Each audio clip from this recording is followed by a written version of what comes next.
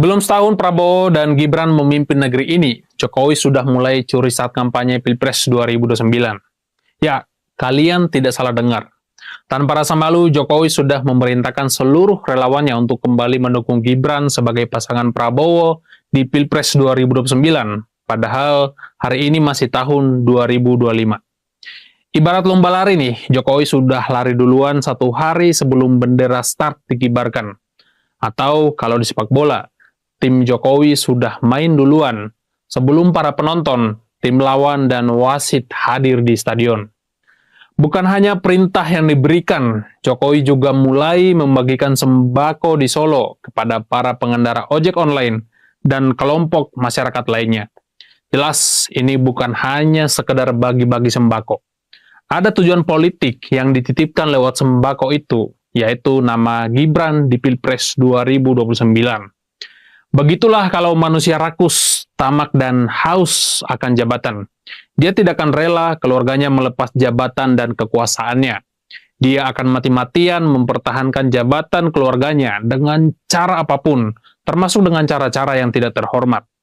Jadi, ketika Jokowi tidak bisa menahan nafsu untuk mencuri start kampanye Pilpres 2029, pada saat ini, maka sebenarnya Jokowi makin memperlihatkan berbagai kekhawatiran-kekhawatiran soal masa depan keluarganya. Jokowi gelisah, jangan sampai ketika 2029, Gibran tidak lagi dipinang oleh Prabowo. Apalagi mulai muncul figur-figur yang dianggap jauh lebih kompeten dan menguntungkan secara politis, seperti AHY, Puan Maharani, Pramono Anung, dan figur-figur yang lainnya. Jokowi juga tidak punya partai politik sebagai kendaraan politik.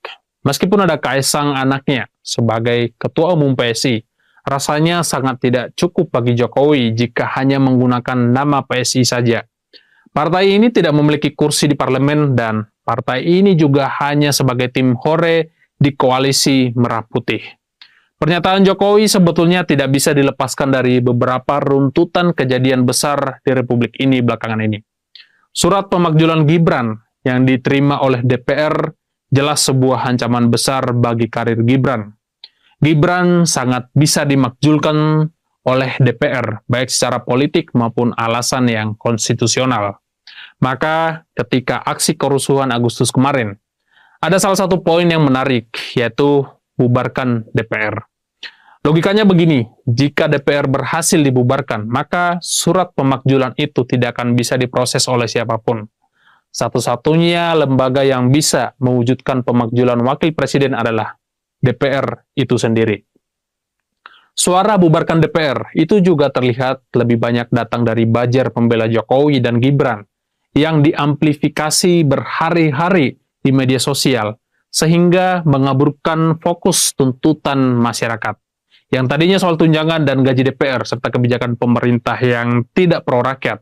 Lalu isu bubarkan DPR ikut sebagai penumpang gelap. Pada akhirnya, titipan isu itu gagal. Itu artinya surat pemakzulan masih utuh di gedung DPR dan bisa berpotensi untuk setidak-tidaknya dibahas oleh anggota DPR. Jika surat itu dibahas, artinya usulan pemakzulan bisa masuk dalam agenda prioritas DPR bersama MPR untuk memakzulkan Gibran. Kekhawatiran itu semakin menakutkan ketika publik yang tadinya hanya mencurigai soal ijazah Jokowi, sekarang rakyat mulai mencurigai keaslian riwayat pendidikan dan ijazah Gibran.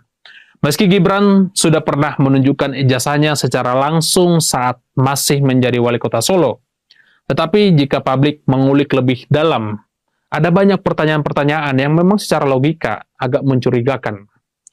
Mulai dari ijazah SMA-nya yang dipertanyakan hingga dugaan soal ijazah kampusnya yang dianggap setara dengan lembaga bimbingan belajar, hingga Gibran hanya dianggap setara lulusan SMP saja. Entah mana yang benar, tapi isu ini semakin liar. Ini akan jadi bahaya karena publik sudah banyak yang trust isu soal ijazah Jokowi. Sekarang anaknya, Gibran, harus mengalami hal yang sama.